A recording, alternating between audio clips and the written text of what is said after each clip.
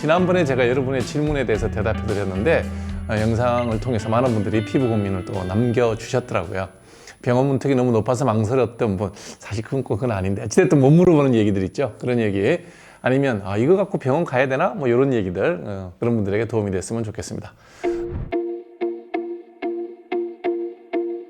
정말 가족에게만 해줄 수 있는 응답, 마케팅 전략과 유행처럼 번진 시술을 훅했던 나를 바로 서게 해준 채널 구독, 좋아요, 네, 감사합니다. 네. 내 삶이 크게 잘못된 게 없다는 위로를 피부과 상담 영상을 통해 받았습니다. 감사합니다. 네, 지금까지 건강하시면 다 좋습니다. 네. 한 선생님은 늙지도 않으세요. 단정한 얼굴에 아이 같은 미소, 수줍은 듯 말씀하시는 모습에 저도 모르게 미소를 짓게 됩니다. 감사합니다. 언제나 돌직구 팩트, 함익병 아저씨 좋아요. 네, 함익병 할아버지입니다. 나이가 64이나 됐고요. 손주도 3이나 있고. 여러분들의 질문이 여러 개 오다 보니까요. 분류를 좀 해서 답변을 드리도록 하겠습니다. 네, 오늘은 피부 노화에 관한 질문들 주로 짚어서 말씀드리도록 하겠습니다.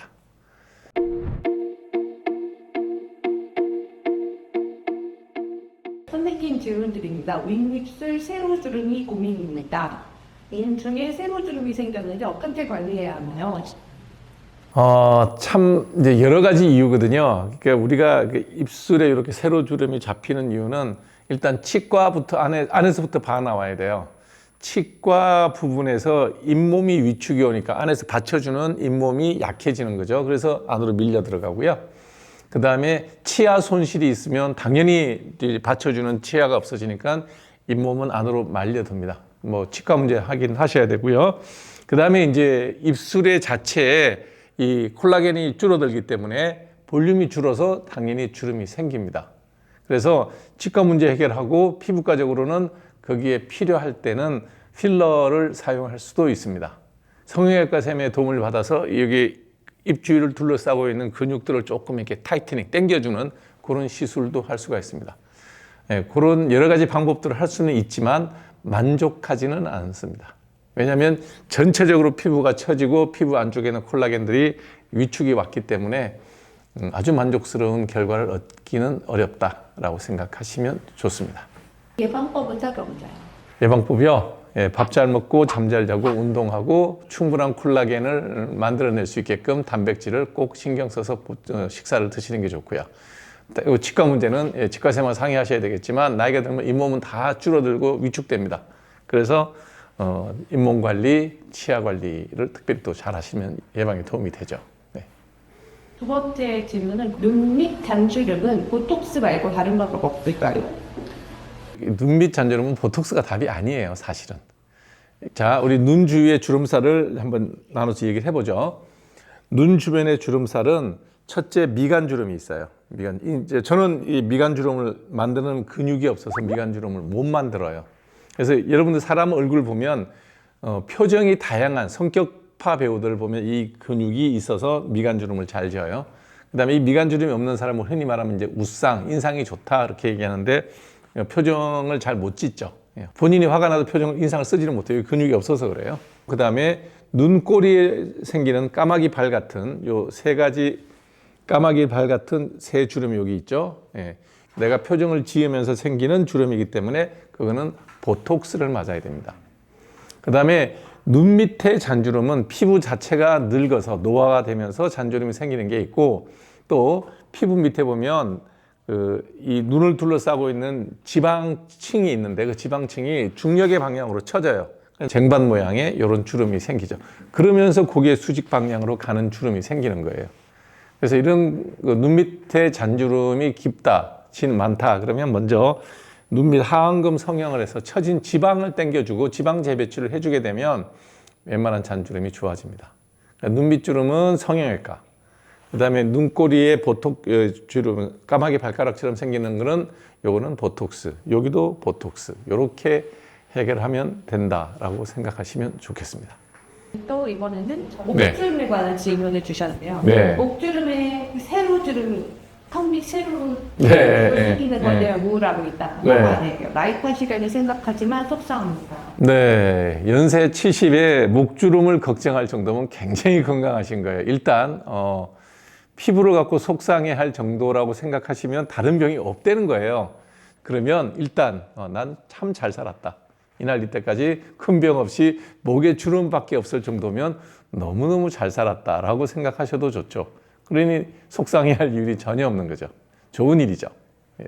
자, 그럼에도 불구하고 이게 문제가 된다? 이거는 성향하셔야 돼요. 지금 잡아보시면 아시겠지만 이 종이짝 같이 얇아요. 피하 지방이 없어요. 그래서 나이가 드시면서 주름이 처져서 세로주름도 가로주름도 생기고 이 목 사이즈가 줄어들면서 아니 쭈글쭈글해지는 거죠. 그래서 한다 그러면 성형외과적인 방법으로 피부를 당기셔야 돼요. 이렇게 당기는 수술을 하셔야 됩니다. 피부과적으로 도움드릴 수 있는 방법은 없습니다. 치우드 보니까 이 목에다 필러를 맞더라고요. 그거는 효과가 있나요? 주름 때문에 그렇고. 필러를 맞으면 그 필러가 들어가서 가만히 있을까요? 아니면 줄줄 흘러내릴까요? 밑으로 흘러내리죠. 네. 그래서 별로 권할 만한 방법이 못 됩니다. 네. 나이 들고 양쪽 눈 밑에 생긴 드룩하게 처지며 부풀은 지방 주머니 때문에 볼 때마다 신경이 쓰입니다. 네, 아까 지금 먼저 설명드렸죠. 눈밑 잔주름하고 연결된 거죠, 이게. 그래서 이렇게 배기 아이리드라 그래요. 핸드백 밑바닥처럼 생기는. 그러면서 눈 주변가 약간 어두워 보이기도 그래요. 그래서 답은 하나입니다. 성형외과 가셔서 하안검 성형수술을 하셔야 돼요. 그거 외에는 다른 방법 없습니다. 네. 그리고 주름만큼 많이 올라오는데 사실은 비밀이랑 스포츠착 질문이야. 사실 제가 피부과에 뭐 이런 문제들 오시면 바르는 약 처방을 많이 하죠. 네. 보면 얼굴에 흑자가 있어서 레이저를 받았는데 더 까매졌다. 예. 그래서 하지 말라고 그러잖아요, 제가. 자, 여러분들이 얼굴에 흑자, 검버섯, 뭐 잡티 다 같은 얘기입니다. 나이 40대 후반, 50대면 얼굴에 이제 여러 가지 갈색의 진한 반점이 생기는데 일단 생기면 뭘 생각하셔야 되냐면 늙어서 그렇다. 이게 기본이에요. 자, 검버섯도 제가 설명드리잖아요. 만졌는데 안 만져지는 갈색 반점이 동그란 게 있다. 예, 약 바르세요. 만졌는데 거칠게 툭 튀어나와 있다. 레이저 하세요. 그게 정답이에요. 편편한 검버섯을 했을 때 그럼 레이저하면 다 나빠지냐? 아니요. 반반이에요. 해서 결과가 좋은 경우도 있고 해서 더 진해진 경우도 있어요. 그러니 약을 먼저 발라보라는 얘기를 하는 거죠. 병원을 이용을 하실 때 돈을 많이 내면 결과가 반드시 좋을 거다. 비싼 치료를 하면 반드시 좋아질 거다. 그건 잘못된 생각이에요. 예. 병을 고치는 데는 돈을 얼마 들이지 않으면 더 좋아지는데 예, 괜히 비싼 거에서 얼굴에 화를 부르는 수도 많다는 거예요. 그게 대표적으로 레이저예요. 레이저는 만능이 아니에요. 여드름 치료는 약 먹고 약 바르는 게 베스트예요. 값도 제일 싸고 효과도 제일 좋아. 근데 레이저를 했다고 그러면서 아 레이저에서 뭐 더 좋은 거 아니냐. 그건 돈만 쓴 거예요. 헛돈 쓴 거예요. 레이저를 해도 좋아지기도 해요. 근데 거기에 들어간 비용이 10분의 1이면 약 먹고 약 바르면서 더 좋아진다고.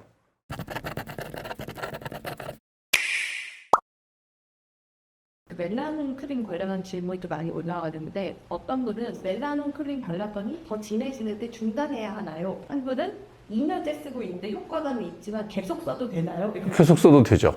예. 이제 멜라논 크림이라는 게 성분이 세 가지가 들어있어요. 1번이 하이드로키논, 멜라닌 색소. 멜라닌을 만드는 것 자체를 억제하는 그 효소 억제제예요. 그 다음에 레티노이드 성분이 들어있어요. 그거는 뭐냐면 필링 효과 있고 피부 재생 효과가 있어요. 세 번째 들어있는 게 하이드로콜티존이라고 하는 스테로이드가 들어있어요. 요것 때문에 계속 써도 되냐고 묻는 거예요. 그래서 제가 멜라논 크림 쓸 때는 1년에 6개월에서 9개월까지 쓰고 한 석 달에서 6개월 정도는 쉬었다가 쓰고 이렇게 시간 간격을 두고 스테로이드 부작용이 생기지 않게끔 바르면 별 문제 없다. 쓰고 난 뒤에 가서 보고 효과가 있는데 부작용이 없어요. 좀 더 쓰세요.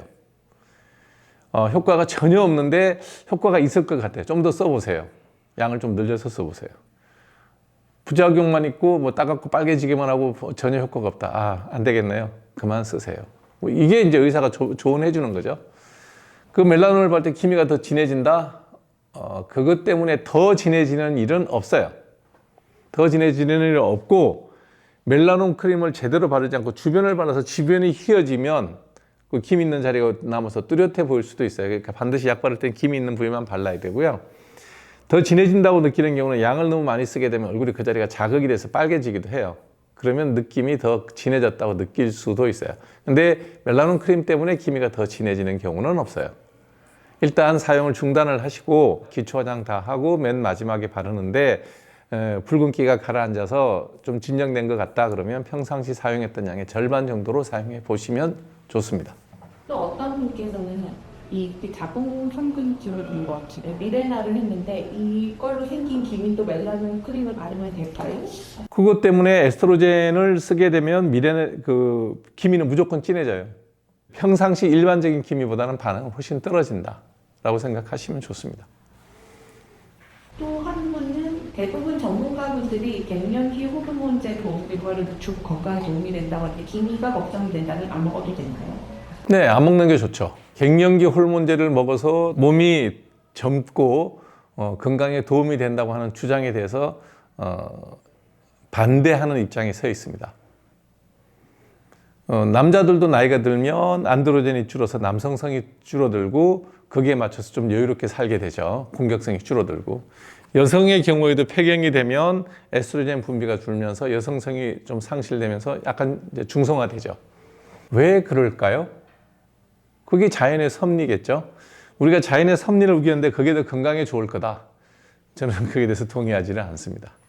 다만 우리가 이제 폐경이나 갱년기 때 여성들이 느끼는 불편함이 아주 심한 예민한 분들이 있어요.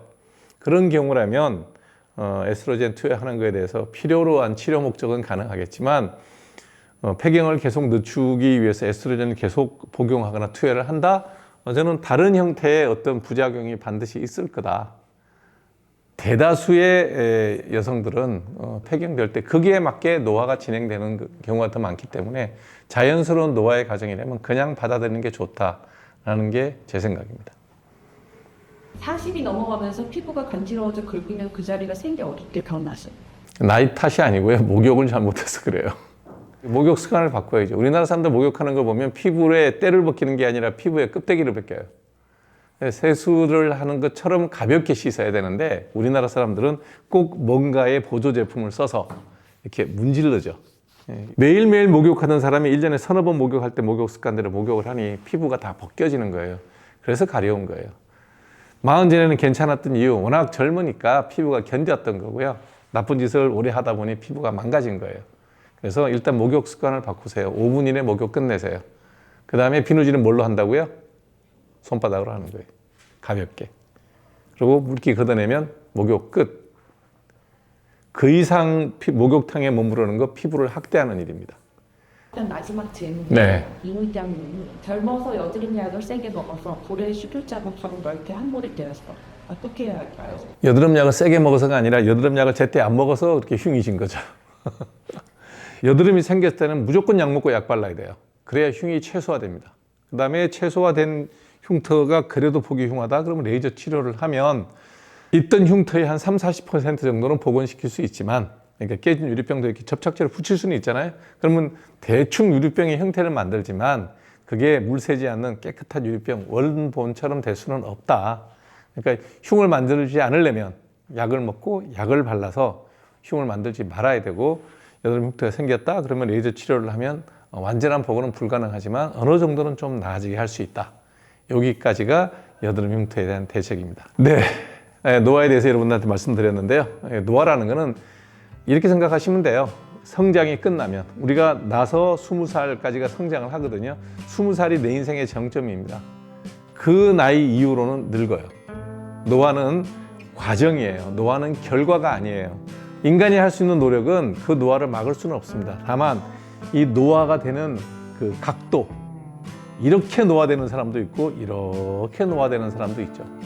그래서 우리가 노력을 하면 노화가 되는 속도, 노화가 되는 각도를 좀 늦춰서 나이가 들어도 좀 덜 늙어 보이고 나이가 들어도 좀 덜 아프고, 그렇지 절대로 젊었을 때의 몸과 그 건강을 유지하지는 못한다. 이렇게 생각하시면 좋습니다.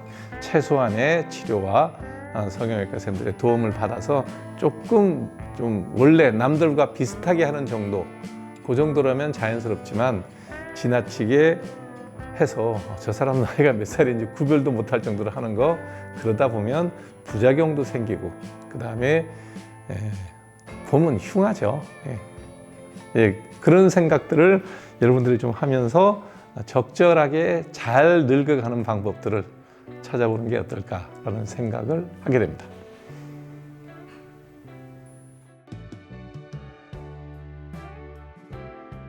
셀코TV와 저 함익병이 준비한 오늘의 영상이 기대되신다면 구독, 좋아요 알림 설정 꼭 부탁드리겠습니다.